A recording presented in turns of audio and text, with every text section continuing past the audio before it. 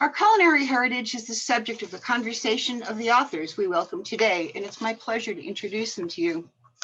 First, Carolyn Niethammer. Raised in a small town in northern Arizona, Carolyn Niethammer has spent much of her professional life writing about the foods and people of the Southwest.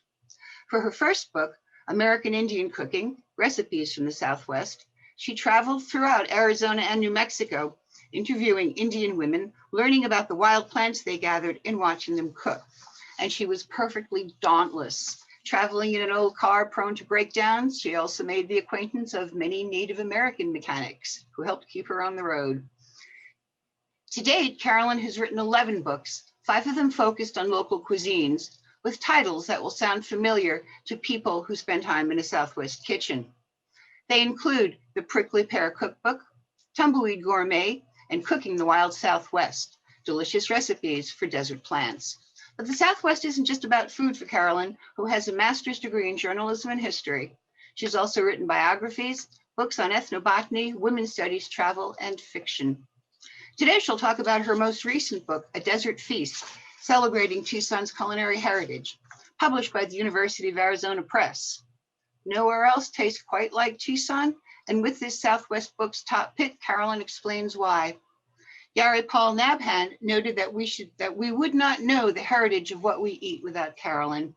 And Southwest Books reviewer Gregory McNamee noted that every Southwestern city needs a book like this one, and it's Tucson's good fortune to have it. And speaking of Gregory McNamee, as a Southwest Books of the Year reviewer, it is special fun for me to be able to introduce you to Greg because he's one of our own. When Greg's not reviewing books for Southwest Books of the Year, he keeps busy writing them, along with a great many other things. When it comes to all things literary, Greg McNamee has a very full plate. He's a journalist, editor, photographer, and publisher. He's written extensively on Southwest subjects. His books include the award-winning The Ancient Southwest, A Guide to Archaeological Sites, and Gila, The Life and Death of an American River. His work has appeared frequently in the national press. He operates Sonora WordWorks, an editorial and publishing service, and edits Zocalo, the arts and culture magazine covering Tucson and Southern Arizona. He's a contributing editor to both the Encyclopedia Britannica and Kirkus Reviews, for whom he's a regular reviewer. Now, Greg's fascination with all things Southwest began with his arrival from Northern Virginia in 1975, and he has never looked back. Tortillas, Tiswin and T-Bones, published by the University of New Mexico Press, was a Southwest Books top pick in 2017. Appropriately, it began to take shape over a plate of tacos in a busy restaurant in San Antonio's Riverwalk, Greg says, but it was influenced by a lifetime of reading and writing and cooking. Luis Orea called this a book of delights to feast upon, and Southwest Books noted that it would be hard to find a food history more informative and entertaining. So everybody, pour yourself some Tiswin or a prickly pear margarita or maybe some Baja Brew and get ready for a culinary gallop throughout the Southwest. Questions are welcome.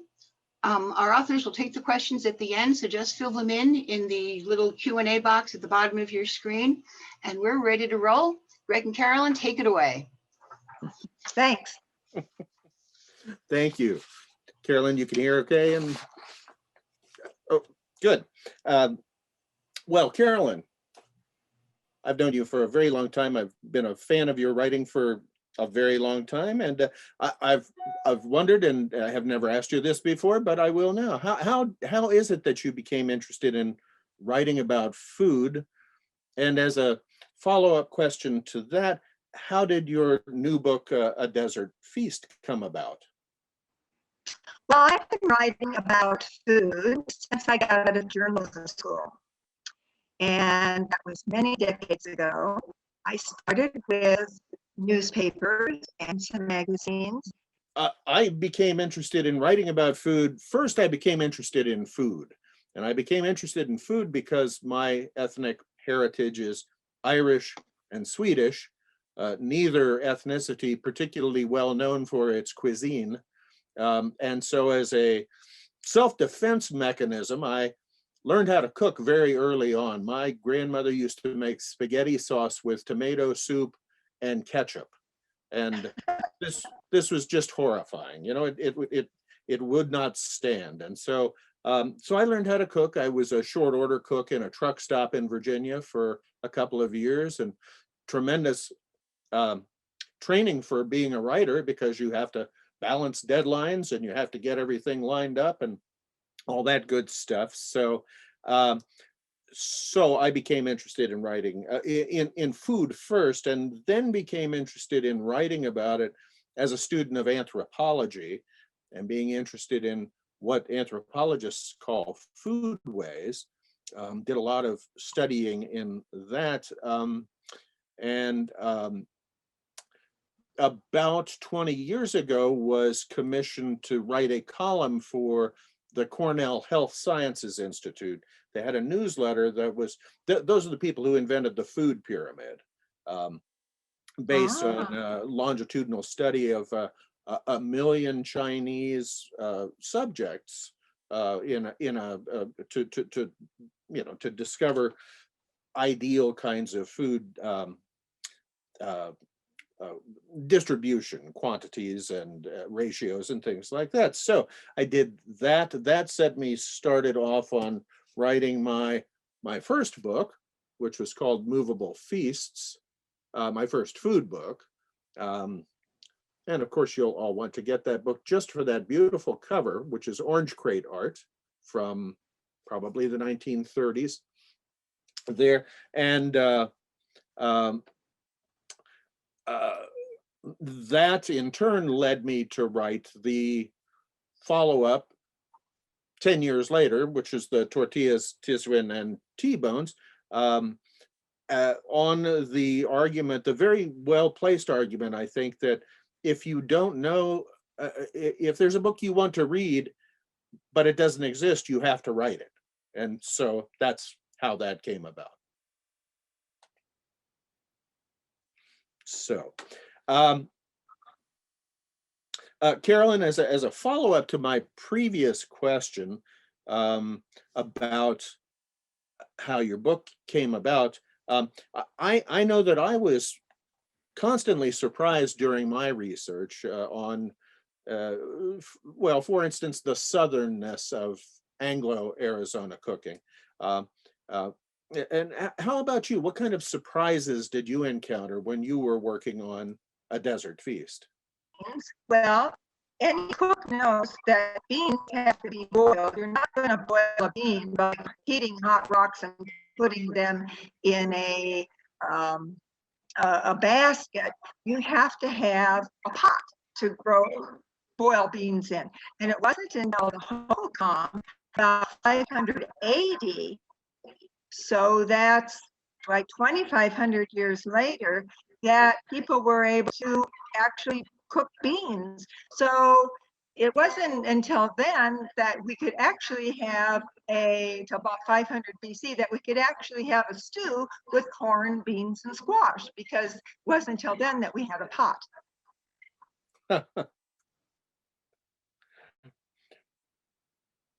Very good. Now, your book, Tortillas, Tiswin and T-Bones, covers food of the entire Southwest as you define it, as you define the Southwest.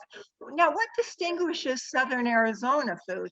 What do we eat that others don't? Or what do we do differently, the food? What distinguishes the Santa Cruz Valley, where we are?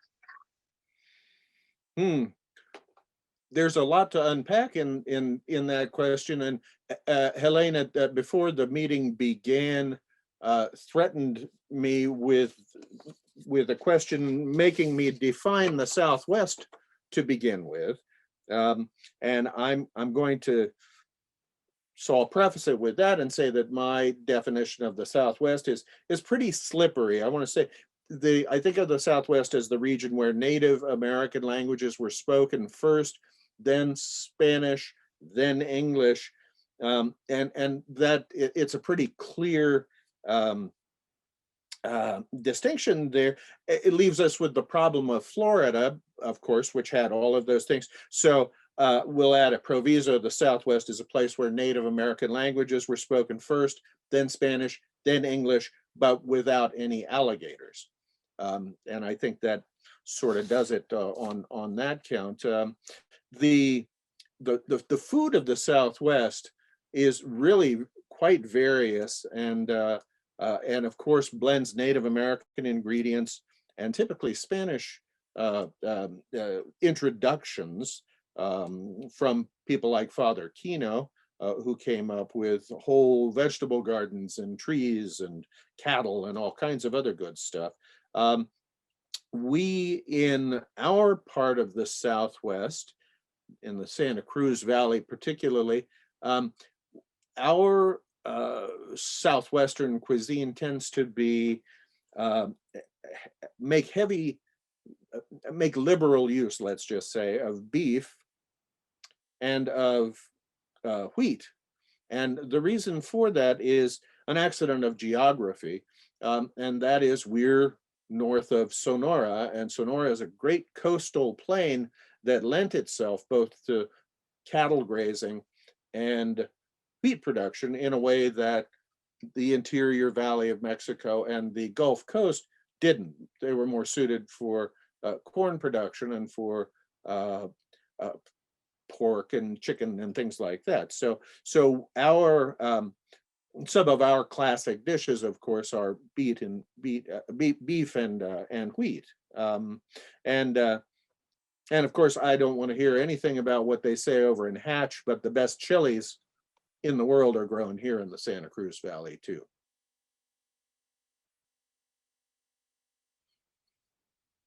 I think I got most of that question there. So I'm gonna Okay, great.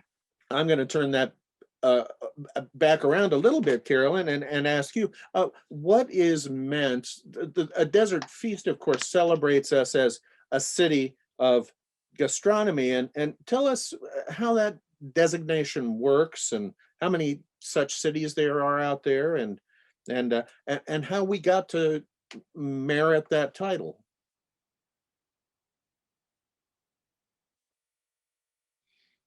Carolyn, your audio is off.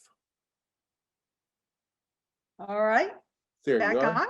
on. Okay. There are 36 UNESCO cities across the planet. They are part of the Creative Cities Network.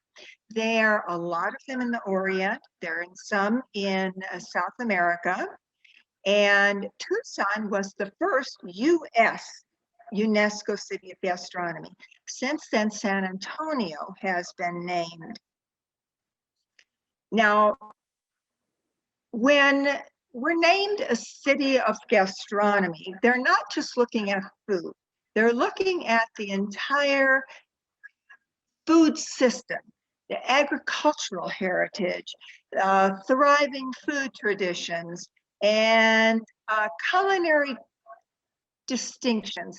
And that's why we are actually able to say, and I think Jonathan Maybury made this up, Tucson tastes like nowhere else. That is very true. Now, let's talk about when we're talking about the things that make Tucson and our iconic foods. One of the things that we take as ours is the chimichanga, but you have other ideas about that and about their development, and you write about that in your book. Yeah, it's always been funny. Since I moved here, there's been that ongoing argument that Tucson invented the chimichanga, and up in Santa Fe there are restaurateurs who say no, we invented it here. And there was for many years a kind of an annual back and forth, and a lot of I think generally good-natured bantering about it. In fact, though, one of the interesting things about Southwestern food to me, and again from this anthropological perspective, is that quite often the dishes that we eat are representations of cultures in meeting in joining culinary traditions. And in this case, during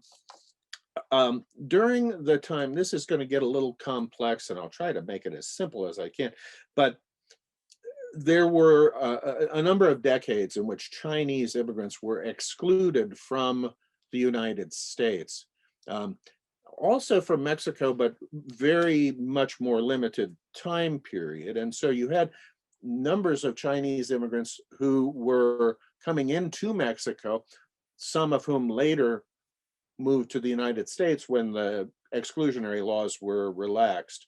And you have a city like Mexicali, which is a tremendous blend of Chinese and Mexican cuisines.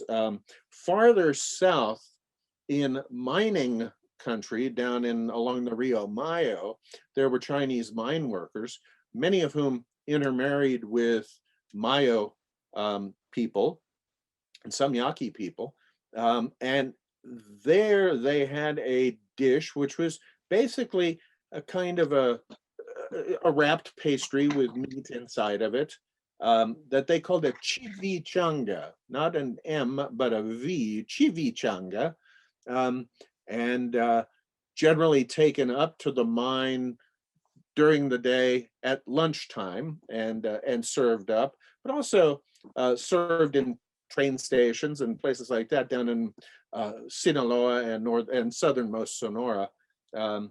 And the great difference between it and the chimichanga that we eat is that they slathered it with mayonnaise, which may seem a little odd, but it's worth a shot. I think, just to be an inventive eater. All cuisine is based on a dare, so why not dare that? Anyhow, so my thinking is that the chimichanga migrated north with Sonorans, with Yaqui, with Mayo people, and became what it is that we enjoy today.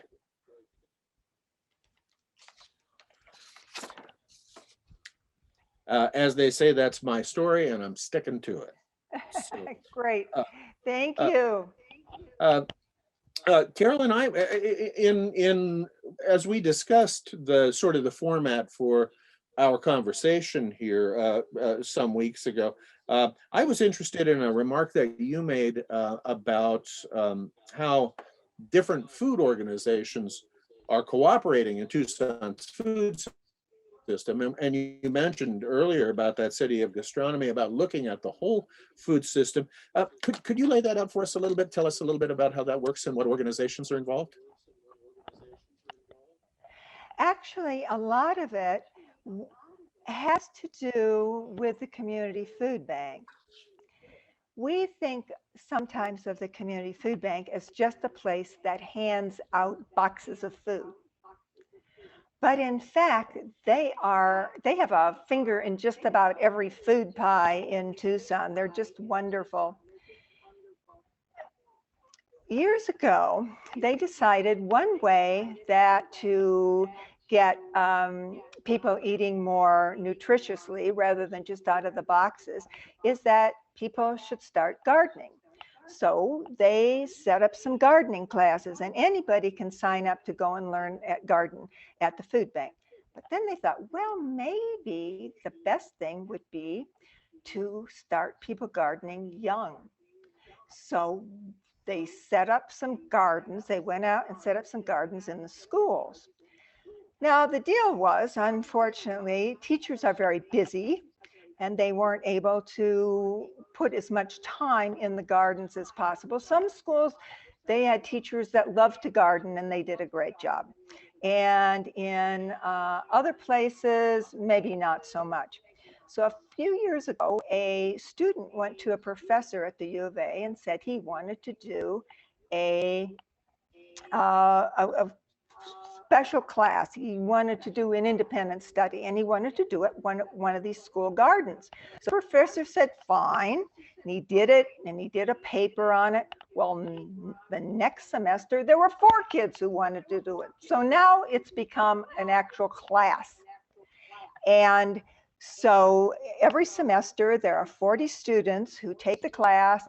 They go out and they work in these school gardens, helping the teachers. And it helps a lot because they can do a lot of the digging and shoveling. They can help the teachers. And a lot of these kids have never met a college kid before. Nobody in their home or their relatives ever went to college. So they meet somebody who's a college student. So that's one of the ways that it's doing. Also, the community food bank is acting as a conduit between small farmers and the large purchasers. A farmer can't make a living selling a half a pound of carrots and a cauliflower in the farmer's market. So they have set up a conduit between the small farmers and the big purchasers like TUSD and some of the big hospitals to sell them large amounts of tomatoes and carrots and that sort of thing.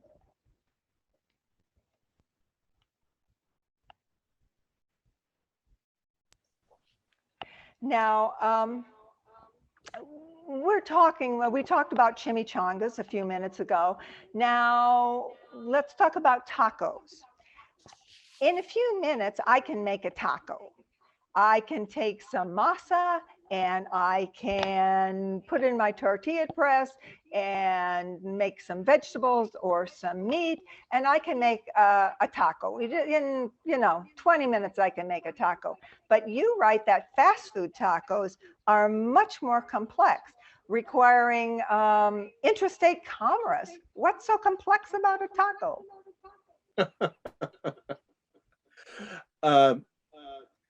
I was very surprised when I was doing research on my book to find that there had been some economic analysis done of the commerce that surrounded a store-bought or a fast food restaurant bought taco.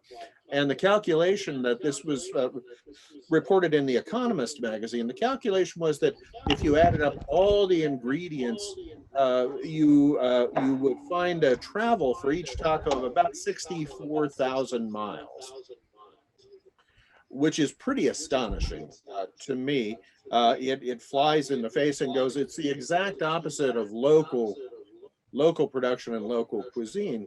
But that's the fast food world, and everything is calculated down to the tiniest fraction of a penny. And if it's cheaper to get corn, for example, that's grown in China and brought over here, when we're selling corn to China, for a different price, they'll do it. That's when you're eating I won't name any names, but when you're eating one of those, cardboardy kind of things, it's because you're eating the cheapest possible ingredients, and they do come from all over the world at all different times. Tomatoes that come up from Chile in certain seasons, and cheese that's mass produced in India and things like that. It's really quite astonishing.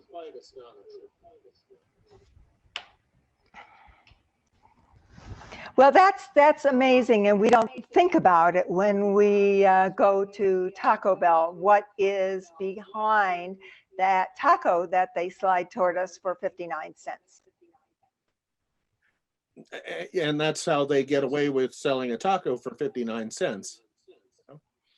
When you can go to the Tacos Apson and spend $1.19 and get a taco that is sourced with local ingredients, is delicious, and you won't die from eating it 20 years later. So don't tell the lawyers from the Coca-Cola Corporation or whoever owns Taco Bell these days that I said that. But I've been struck, Carolyn, by some of the interesting changes that have come about in the in our city, just during this period of pandemic. You know, I know everyone is struggling. Many restaurants have gone under, but many new restaurants have emerged. I've seen some new Chinese and Japanese restaurants, just to name a couple of examples here. What kinds of future developments do you see in our city of gastronomy?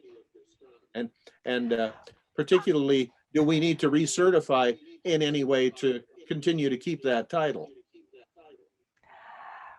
I think that in the future, we're going to have to take responsibility for growing more of our own food.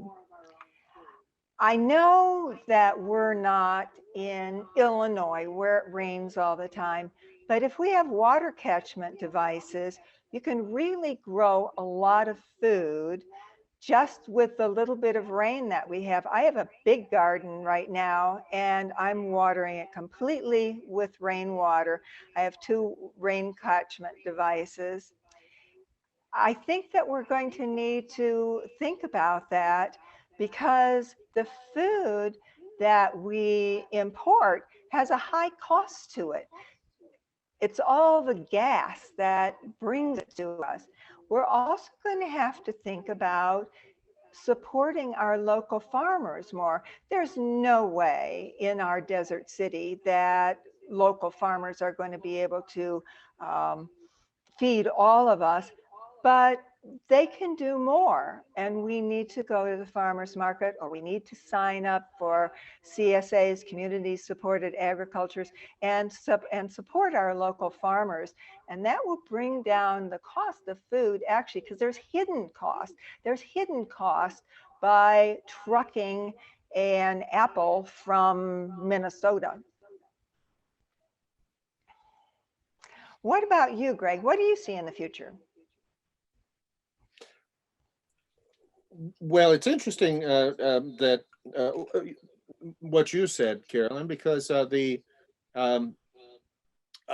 been doing some work over the last few years studying a project that the university has been involved with, which is essentially the nexus or the intersection of food, water, and energy, all of which are going to be affected by this overarching problem of climate change in the next few years.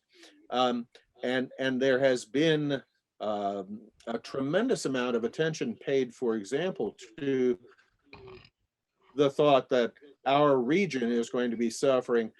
The drought that we saw last year is just the tiniest of warm-ups to what we may be facing. So we will be relying on rainwater catchments. We'll be relying on the things that you're doing now, and on, depending on local farmers, in an effort to reduce energy consumption and at least have a fighting chance against some of the things that we have done to the climate. And who knows whether we'll get there, but there's some wonderfully interesting experiments that are going on, and some of the agricultural research centers around here. One of them is if you go up to Maricopa, which is on the way to Phoenix, to the west of Casa Grande. You get over there, and there is a thing that looks like a giant sort of a scanner, like a giant, what are those things that when you got something wrong with your energy, you get stuck inside one of them, and cathode, well, whatever, CRT, CTR. So, well, it looks like one of those, and it scans a farm field, and it gets information about which plants are thriving under the harshest of conditions that they can throw at them. And those are the plants that then are the seeds are saved, and they become part of what we think is going to be the plant agricultural ecosystem of maybe 10 years from now. So that's one piece of that.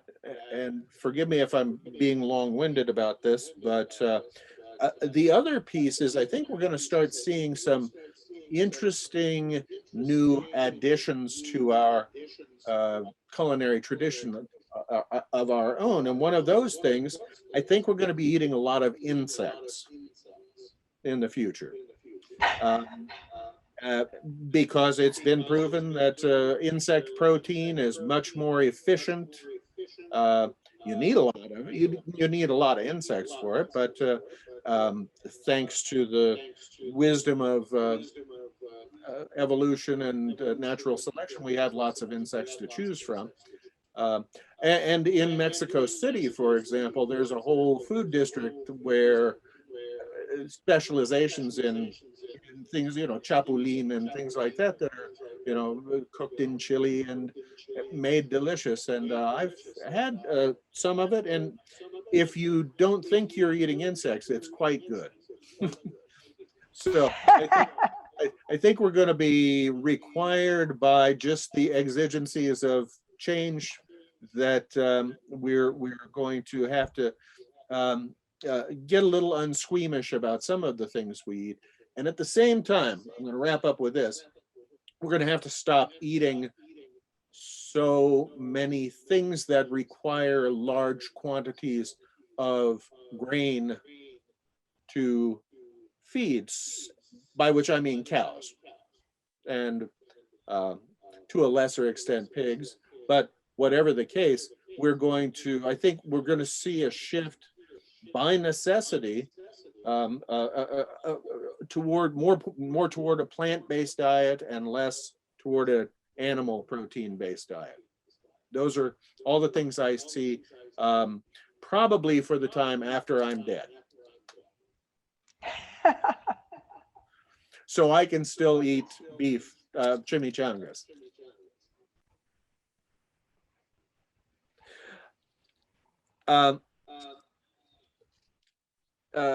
Carolyn,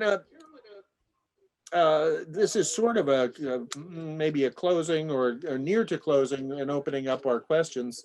I'm not sure, but I'm wondering if you'll tell me what your ideal meal might be, given all the opportunities that we have here in Tucson, given the city of gastronomy, given all the choices that we have today.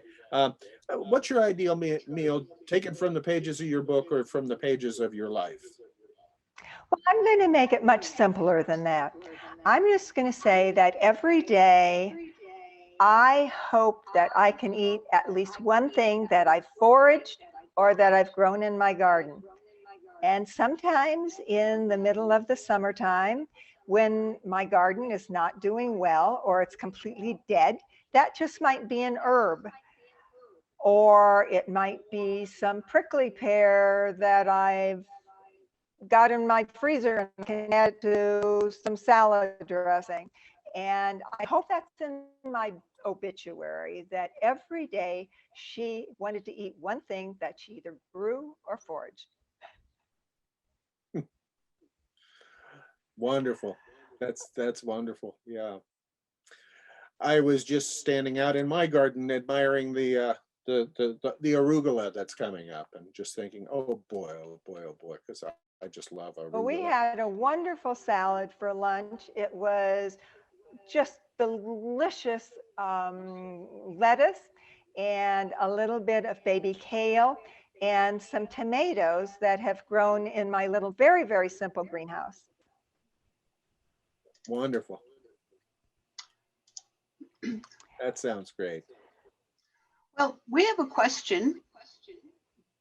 More reverb. I don't know where this is coming from. That speaks to what you've just been talking about.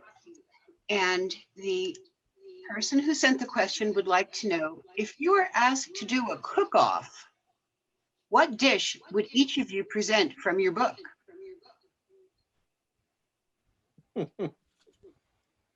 Take it in any order you like. Well, I'm going to, the Desert Feast is not really a cookbook. It's a history book, and it has only a dozen recipes. So I'm going to go back to the last cookbook, Cooking the Wild Southwest. And there is a mesquite apple cake in there That is fabulous. And anytime I do a cooking demonstration, I try to do that, and everybody's absolutely nuts about it. So that's my, I'll put my mesquite apple cake next to anybody's. Or the other thing is, for years I was working to try and make a decent mesquite brownie, and I finally got the exact perfect recipe. So I'll take my mesquite apple cake or my mesquite brownies. Can I ask, I'm just going to interject a question here. Is it hard to cook with mesquite? No, easy. It tastes delicious. You can put in anything, baked good. You can't use a lot of it. You use it as a flavoring.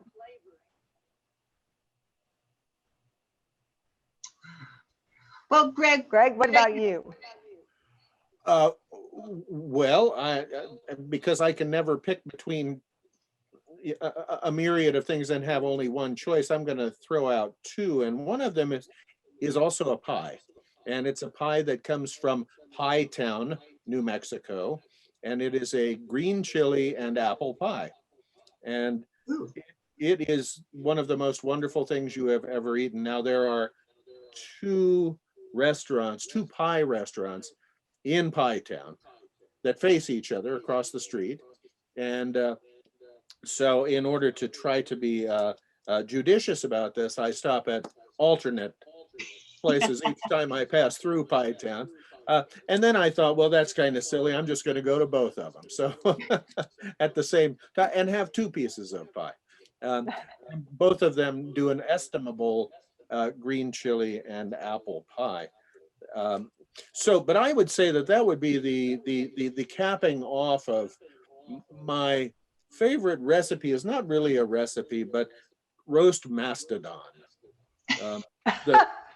The people who came to this region when I was in graduate school back in the early Pleistocene at about this time. It was always thought that people came here 10,000 years ago, right on the dot.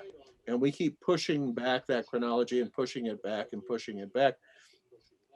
And maybe 25,000 years ago for all we really know right now. And it may even go deeper than that. Whatever the case, when people first came here, they found mastodons roaming around. And some of the earliest human habitation sites in the Southwest are right next door to large quantities of mastodon bones. So that indicates that those people were having very large barbecues. Given the fact that it may be one of these days and not too far away from now, potentially realistic to conjure up mastodons from DNA. Look for it in the butcher case of your local restaurant, supermarket soon. Greg, I have to say that I have that recipe for green chili apple pie in my previous book, The New Southwest Cookbook. And I have a friend who lives in Vermont. And when she really wants to put on the dog for a dinner party and really wow people, then that's what she serves for dessert. Oh, that's great. That's wonderful. And do the Yankees, do they melt when they eat that? Oh, they love it. Oh, okay. Great. Remember, anything east of the Hudson is the west. I mean, west of the Hudson River is the west to them, and very, very exotic. Well, but it also ties into my thesis that I explore in the book, which is that our national cuisine is really being Southwesternized very quickly. You go anywhere in this country and you go to Minnesota and they have Taco Tuesdays and they say, oh yeah, we've been doing this all our lives, and everybody thinks that's true. And that is true if their lives don't extend much beyond 40 years, because this is something that's happened just since the 1970s, that Internationalized. I found a package of corn tortillas in a Budapest supermarket. I don't know how long they'd been around. They were probably pretty stale. Well, that's great. Hungarian, a goulash taco. Fusion. It's the next big thing. Do I have an investor? And in Sarajevo, they were suggesting that they had chimichangas on the menu, and I took a photograph of it. God knows what they were serving, but it probably wasn't anything that we would recognize as a chimichanga. So I have another question, apropos of green chili and apple pie. And the questioner asks, do you put cheese on top of it?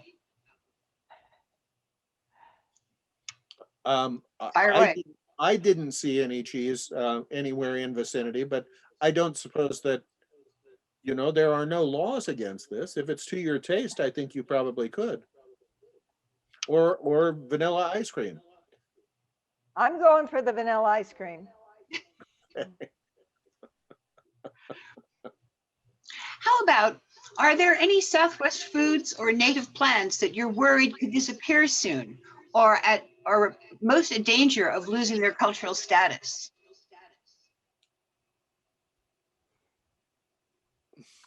I don't think so, but the thing that I can talk about relative to that is when you go to gather, make sure that you leave plenty for the wild animals. Don't go into an area and take every prickly pear off of every cactus. Remember those little rabbits and those little chipmunks that need something as well. Oh, and then the other thing I should say, there is one edible wild plant book that talks about Mariposa lilies as something that Native Americans ate. They dug up the bulbs. Now today, we would never, never, never dig up a Mariposa lily, those gorgeous things, to eat the bulb. We're not that hungry. So just be careful. When you go to gather edible wild plants, be judicious. Don't take everything. And don't dig up Mariposa lily bulbs and eat them. And be sure you're on a place where you have permission to do this. Absolutely. I'm not sure if you guys can see this, but we're getting lots of suggestions about great stuff to go with the pies. Linda Berzak is suggesting cannoli nuts on the New Mexican apple pie. Jeremy Gage puts green chili with chocolate ice cream. Oh, that sounds great. There you go. But here's a searching question, also from Jeremy Gage. Please talk about Tiswin. What is it? Tiswin is, earlier I said that all cuisine is based on a dare. And I think when somewhere along the way, some native person came across a stash of corn that maybe had gotten a little wet and was sort of fizzing and dripping and making funny sounds and things like that. And that person said, I wonder if that tastes any good. And had some Tiswin traditionally in this part of the world is a very weak kind of beer made out of fermented corn, and it historically the Apache were made particularly extensive use of it. You have, as one Apache whom I quote in the book says, you would have to drink an awful lot of it to get drunk. It was just a social kind of beverage that people would drink in the on a hot day, and interestingly, of course, when Anglo missionaries and government officials came in, they banned Tswin from the Apache world, and instead looked the other way, while whiskey and other things like that came in and really did a number on it. So, so Tiswin has enjoyed kind of a comeback in the Apache world. I know that this and in other native traditions. And down in Mexico, it never went away. It's called Tesguino there, and Tesguino. And given the kind of attention that's paid to craft indigenous drinks, I wouldn't be surprised if there were a, you know, as a craft Tswin bar opening up someplace around here sometime soon. Any minute now. And we have another question. Maybe this is for Carolyn. Do you know how long ground mesquite seeds can be stored? Generally, it really depends on how much actual seed is in there. Because the seeds have oil and they would tend to go rancid. So if you are planning on storing it for like a long time, like a year, it probably would be better to put it in the fridge or in the freezer. Although I have some in my basement, which is cool, that's been down there for almost a year and it just seems fine. Okay, maybe if we'll take one more question if anyone has any more. Helene, is there any more questions? I can't see. One more, Okay. and it has to do, it's more of a heritage thing, and it's for either one of you guys. Can you talk about cowboy cooking? Something we haven't really touched on. Well, Greg, that really is, you talk about that in your book. I do. Cowboy cooking is an interesting case in point of cultural connections and cultural contact of very different kinds of cultures. You've got, you know, if you think of what you eat in a kind of a cowboy style restaurant, let's say Little Abner's or something like that, you know, you've got beef from the plains of Eurasia, you've got beans from Central America that have made their way up here. And you've got it in a culinary tradition that kind of meets in African American cooking. Many of the early cowboys and many of the early chuck wagon chefs were African American, and so they had brought a lot of Southern traditions into that too. So corn johnnies and johnny cakes and things like that that kind of figure into this as well. So it's a wonderful little microcosm, that cowboy cooking, of, again, the meeting of all kinds of things that you would not necessarily think had their origins as they do, but indeed they do.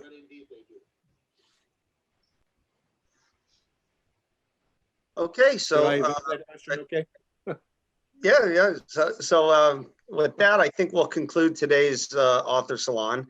I wanted to thank everyone for taking the time out to listen to this wonderful presentation from Carolyn and Greg.